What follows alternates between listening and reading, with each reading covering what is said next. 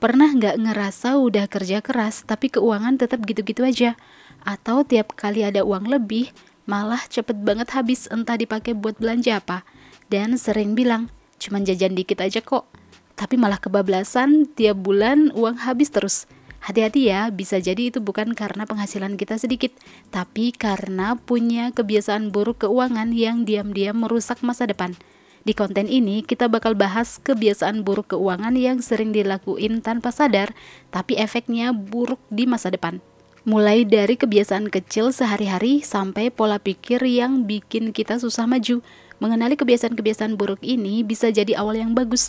Kalau pengen hidup lebih tenang secara finansial, konten ini bisa jadi jalan untuk memperbaiki kebiasaan yang selama ini merugikan diri sendiri dan merusak masa depan.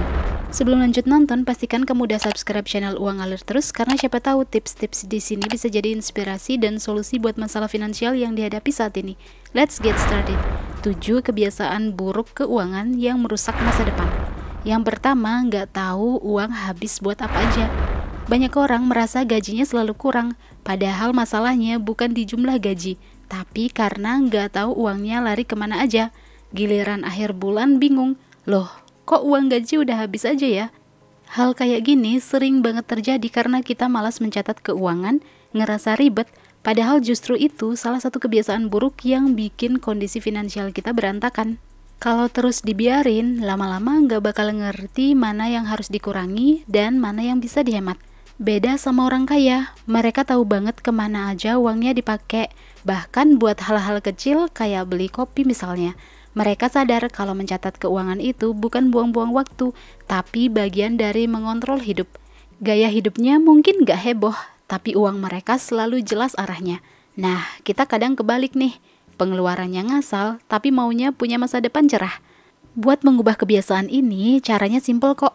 Kita bisa mulai dengan mencatat pengeluaran secara manual di buku kecil atau gunakan aplikasi keuangan di HP yang gampang dipakai. Gak harus ribet, asal konsisten nyatet setiap kali kita keluarin duit, entah buat belanja, bayar tagihan, beli barang-barang apapun, semuanya mesti dicatat. Lama-lama kita bakal nemu pola pengeluaran yang ternyata bikin kantong jebol. Dari situ kita bisa jadi lebih bijak dan bisa ngatur strategi keuangan yang lebih sehat.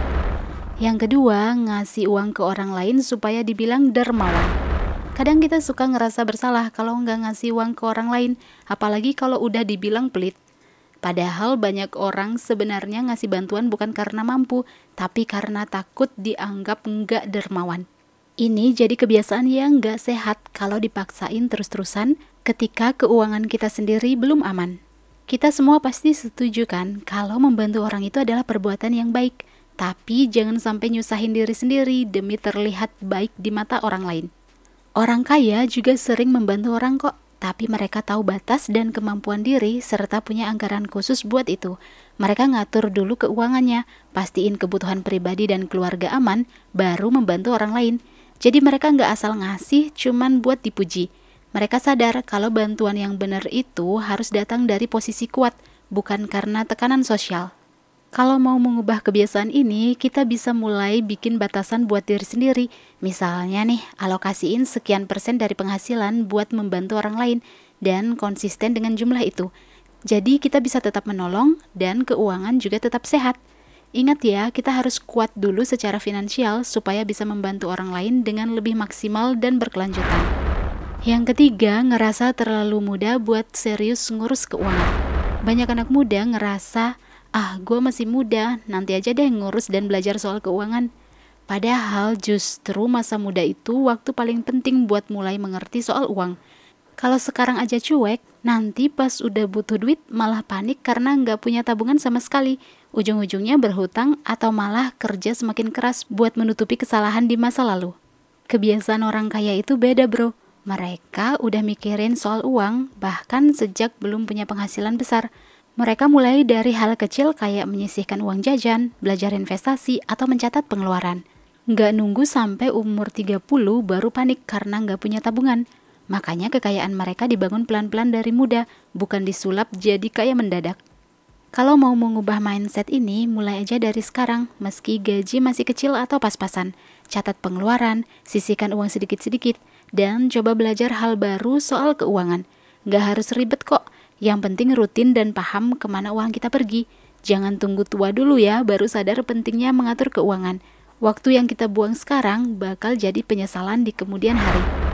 Yang keempat, nggak enak nolak ajakan teman buat nongkrong. Kadang kita suka ngerasa nggak enak nolak ajakan teman buat nongkrong, apalagi kalau udah lama nggak ketemu. Tapi tanpa sadar, nongkrong terus-terusan bisa bikin dompet jebol, apalagi kalau tiap nongkrong harus ngopi mahal atau makan di tempat fancy. Awalnya sih kelihatan seru, tapi kalau dihitung-hitung, sebulan bisa keluar ratusan ribu cuman buat basa-basi doang. Ini jadi kebiasaan buruk yang bikin uang cepet habis tanpa ada yang benar-benar penting. Orang kaya tuh nggak masalah dibilang pelit, karena mereka punya prioritas. Mereka tahu kapan harus bilang iya dan kapan harus nolak demi masa depan keuangannya.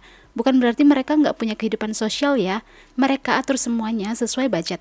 Orang kaya itu ngerti bahwa setiap keputusan kecil bisa ngaruh banget ke tujuan besar mereka. Nah, kalau mau mulai berubah, coba aja ngomong jujur ke teman-teman soal kondisi keuangan kita. Pilih nongkrong yang lebih hemat atau ganti dengan ngobrol santai di rumah aja. Pelan-pelan kita belajar bilang enggak dulu deh, tanpa rasa bersalah. Ini salah satu cara mengatur keuangan yang paling simpel, tapi efeknya gede banget buat masa depan. Yang kelima, waktu luang terbuang padahal bisa jadi uang. Pernah nggak sih buka HP awalnya cuma buat lihat notifikasi, tahu-tahu kebablasan sampai 4 jam scroll TikTok atau Instagram? Ini tuh contoh waktu luang yang terbuang percuma, padahal bisa banget dipakai buat hal-hal yang menghasilkan uang. Bayangin aja, kalau waktu 4 jam itu dipakai buat belajar skill baru atau bikin konten, bisa jadi awal dari penghasilan tambahan. Banyak orang nggak sadar, kebiasaan kecil kayak gini lama-lama bisa merusak masa depan. Orang kaya biasanya pakai waktu luangnya buat hal-hal yang produktif, bukan cuman hiburan. Mereka menggunakan waktu luang buat baca buku, nonton video edukasi, atau bahkan kerja sampingan di waktu senggang. Mereka tahu bahwa waktu adalah aset, dan kalau dipakai dengan benar bisa jadi modal untuk kesuksesan. Beda banget sama orang yang tiap ada waktu kosong malah dipakai buat rebahan sambil scroll tanpa arah. Kalau punya kebiasaan kayak gini dan mau mulai berubah, coba atur screen time di HP ya, dan alihkan waktunya ke hal-hal yang berguna. Bisa mulai dari belajar desain, copywriting, bikin video edukasi, atau bikin konten di media sosial. Gak usah langsung cari uangnya, yang penting bangun kebiasaan produktif dulu. Karena salah satu cara cepat kaya itu dimulai dari gimana cara kita menghabiskan waktu luang setiap hari. Yang keenam, beli barang karena takut kehabisan, bukan karena butuh. Pernah nggak beli barang cuman karena takut diskonnya hilang atau takut kehabisan, padahal sebenarnya nggak butuh-butuh amat? Nah, ini kebiasaan yang diam-diam merusak keuangan karena kita lebih nurutin rasa takut daripada mikir logis. Akhirnya barang numpuk di rumah tapi dompet jadi tipis. Padahal kalau dipikir lagi, diskon itu cuma trik biar kita beli cepet tanpa mikir panjang. Orang kaya nggak gampang tergoda sama diskon karena mereka tahu mana yang dibutuhin dan mana yang cuma keinginan sesaat aja. Mereka punya rencana belanja dan disiplin banget soal uang. Mereka beli barang karena fungsinya, bukan karena FOMO atau takut ketinggalan diskon. Jadi uang mereka tetap aman dan gak kebuang buat hal-hal yang gak penting. Kalau punya kebiasaan beli barang karena takut diskon hilang atau takut kehabisan dan pengen mulai berubah, biasain tanya ke diri sendiri sebelum beli sesuatu. Ini beneran butuh atau cuman pengen karena diskon? Nah, tunda belanja 1 atau 2 hari dan lihat masih kepikiran gak? Kalau enggak, berarti barang itu enggak penting. Ini salah satu langkah simpel sebagai cara menjadi pribadi yang lebih bijak soal uang. Yang ketujuh, merasa belanja itu cara healing yang normal. Banyak orang merasa belanja itu kayak healing setelah stres kerja, sedih atau galau karena chat nggak dibalas gebetan. Hati-hati ya, itu bisa jadi jebakan keuangan. Emosi kita dimainin sama promo dan barang-barang lucu yang sebenarnya nggak kita butuhin. Lama-lama, setiap stres dikit, langsung pengen belanja. Padahal ini nggak menyelesaikan masalah sama sekali.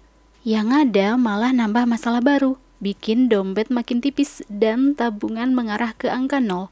Beda sama orang kaya, mereka nggak nyari pelarian dari stres lewat belanja. Mereka lebih memilih olahraga, yoga, baca buku, atau ngobrol sama orang yang punya pemikiran positif sebagai cara menenangkan diri. Itu yang disebut kebiasaan baik yang bisa bantu atur emosi dan tetap menjaga keuangan.